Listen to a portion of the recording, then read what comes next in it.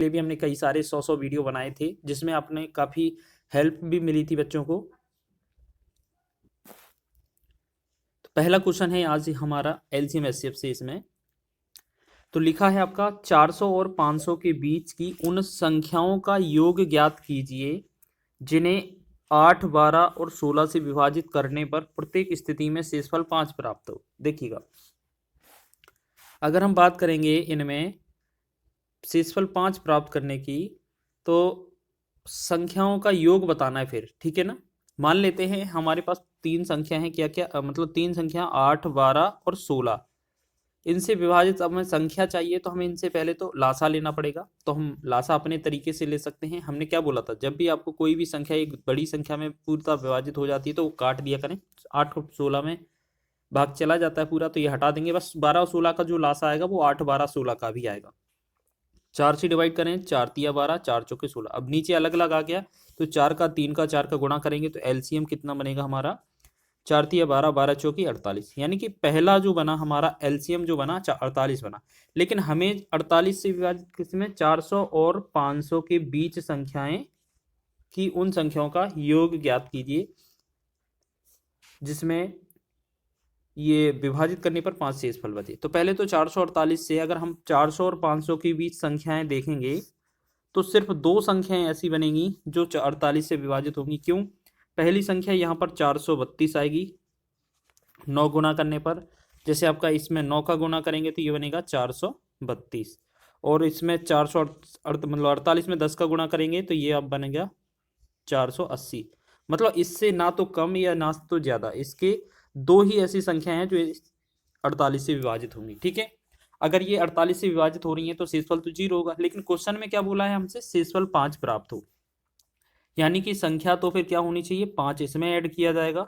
तो ये कितना है, 5 2 7 और 3 437 पहली संख्या हो गई। इसमें भी 5 ऐड किया जाएगा क्योंकि शेषफल 5 बचना चाहिए ना। तो इसमें हम ऐड करेंगे तो ये बनेगा 5, 8 और 4, ठीक है। अब इनकी जो संख्या आ गई हैं, अब इनके अंकों को जोड़ना है। तो अंकों को जोड़ेंगे, आप देखिएगा 4 3 7 और 7 14, 14 पहले वाले में हो गया। अच्छा, संख्या का योग ज्ञात करना है, अंकों को नहीं जोड़ना, ठीक है, सॉरी, संख्याओं को जोड़ना है बस। 437 ये रखा हमने और 485 ये रखा, इनको जोड़ेंगे। 7 5 12, 8 3 11, 1 12 और 4 4 8 1 9, 922 जो बना इस क्वेश्चन का राइट आंसर बन जाएगा ऑप्शन नंबर डी, ठीक है। एक तो तरीका ये हो गया आपका, और आप इसमें थोड़ा और कमी कर सकते थे। क्या कर सकते थे कि आपको जो भी संख्याएं प्राप्त होगी, देखो आंसर तो आ गया आपका। अब आप क्या कर सकते थे, यहाँ पर ये कैलकुलेट ना करके आपके पास ये जो है ना दो संख्याएं, जैसे आपने यहाँ पर दो संख्याएं निकाली थी, क्या क्या निकाली थी, 432 और 480। तो ये जोड़ देते आप, कितना होता, अगर इन दोनों को जोड़ देते तो आपको ये कितना 912 बनता, ठीक है ना। प्रत्येक संख्या में शेषफल 5 बचना चाहिए था, यानी कि 5 पहली संख्या से 5 दूसरी संख्या से, इन दोनों में 10 जोड़ देते आप तो ये कितना बनता आपका 922। तो क्वेश्चन का आंसर यहीं पर समाप्त हो जाता, ठीक है ना। बनाने के कई सारे तरीके हो सकते हैं, बस आपको बेस्ट अप्रोच लगाना है।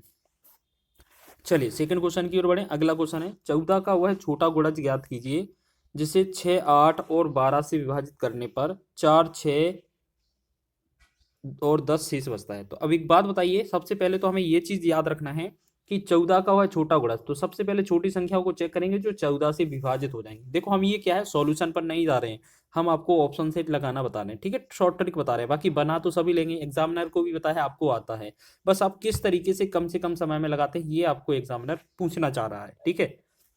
तो देखेंगे 14 से आपको 46 विभाजित होता नहीं है, 40 विभाजित होता नहीं है ना, ठीक है। अब एक बचा 70 और एक बचा आपका 336, ठीक है। तो अब एक काम करें आप कि क्वेश्चन में आपको ऐसा लग रहा है कि 8 से भाग देना है और 72 से भाग देना है, ठीक है।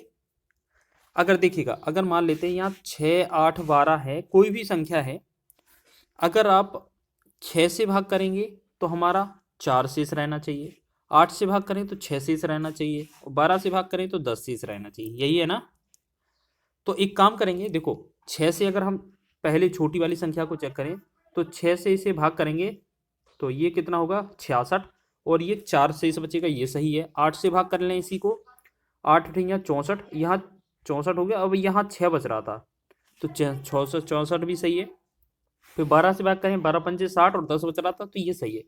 यानी कि हमें जो संख्या मिली कौन सी मिल गई, हमें जो संख्या मिली वो कौन सी मिल गई, आपका यही वाला। क्यों?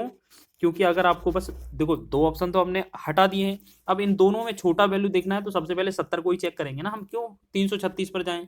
बोला तो छोटा है, हो सकता है आंसर हमारा 70 ही हो, तो हम सबसे पहले 70 को चेक करेंगे। क्या करना है, हमें तीनों कंडीशन लिख लीजिए। एक तो 6 से भाग करना है, एक आपको 8 से भाग करना है, एक आपका 12 से भाग करना है। ठीक है, तो एक बात बताइए, देखो इसमें हम आपको सिर्फ सॉल्व करना सिखा रहे हैं, इसमें ऐसा नहीं है कि आपको करना है तो समय वेस्ट करेंगे आपका, नहीं करना नहीं है बस। ठीक है, इतना तरीके से बता रहे हैं आपको।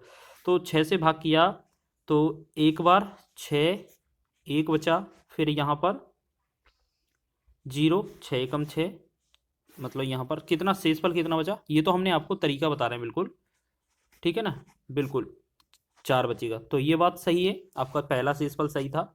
दूसरा 8 से भाग करना था, तो 8 नाम 72, 8 अठिया 64, 8 अठिया 64 होगा, तो यहाँ कितना 6 बचेगा शेषफल, दूसरा भी बात सत्य है।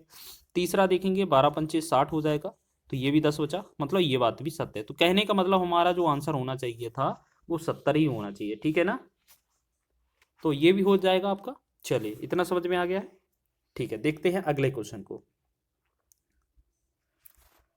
अगले क्वेश्चन की बात करें, देखो अगला क्वेश्चन है आपका, वह छोटी से छोटी संख्या ज्ञात कीजिए जिसे 8, 12 और 16 से विभाजित करने पर प्रत्येक स्थिति में शेषफल 3 बचता है, लेकिन उसे 7 से विभाजित करने पर शेषफल 0 होता है। देखो अगर हम बात करेंगे तो पहले एक चीज समझें आप, इन सभी क्वेश्चनों को देख लें, इन सभी क्वेश्चनों को देख लें कि पहले ये चीज क्या बोली है, 8 से 12 से और 16 से विभाजित। हम देखो यहाँ पर करने का तरीका नहीं बता रहे, हम आपको बस शॉर्ट ट्रिक बता रहे हैं, आपको विभाज्यता के नियम से सारे क्वेश्चन हो जाएंगे लगभग लगभग। ठीक है, तो यहाँ क्या बोला है पहले तो, कि इन तीनों संख्याओं से, जैसे 8 से 12 से और 16 से विभाजित करेंगे तो आपका 3 शेषफल रहना चाहिए। ठीक है ना, तो एक काम करें ना, 3 शेषफल बचता है तो हम 3 शेषफल पहले ही घटा दें इन सभी संख्याओं से। 3 अगर इसमें से हटाएंगे तो ये कितना 263 हो जाएगा, 3 इससे घटाएंगे तो 144 हो जाएगा, 3 इससे घटाएंगे तो 146 हो जाएगा, और 3 इससे घटाएंगे तो यहाँ कितना हो जाएगा 245। अब एक बात बताइए, 8 का रूल क्या कहता है कि पीछे से पहले तो सम होना चाहिए, सम के अलावा भी फिर विभाजित होना चाहिए। तो देखो दो विकल्प तो ऐसे हैं, ये पहला वाला और चौथा वाला, कि इसमें पीछे हमारा सम है ही नहीं, तो 8 से तो विभाजित होना ही नहीं है। ठीक है, 8 से तो विभाजित होना ही नहीं है। ठीक है ना, अब देखिएगा, अब एक बात समझें आप, ये 12 है हमारे पास, 12 का मतलब हमें 3 भी मिला होगा, इसमें 4 भी, 3 चौके 12 होता ना, इसमें 3 का भी 4 का भी भाग जाना चाहिए। जो भी संख्या 12 से विभाजित है वह 3 और 4 से विभाजित होगी कि नहीं होगी, बिल्कुल होगी ना।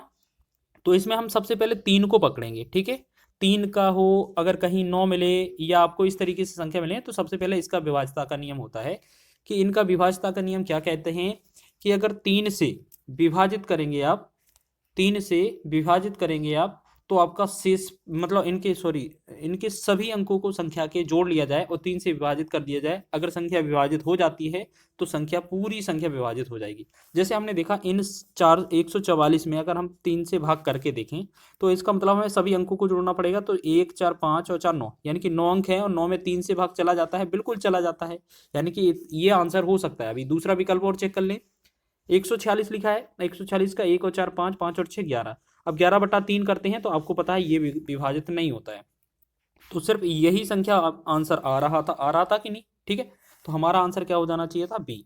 देखो हम आपको समझाने के लिए थोड़ा समय ले रहे हैं, बाकी आंसर तो टिक करना होता तो हम टिक करके चले जाते हैं अब तक तो। ठीक है, तो एक तरीका तो ये हो गया आपका।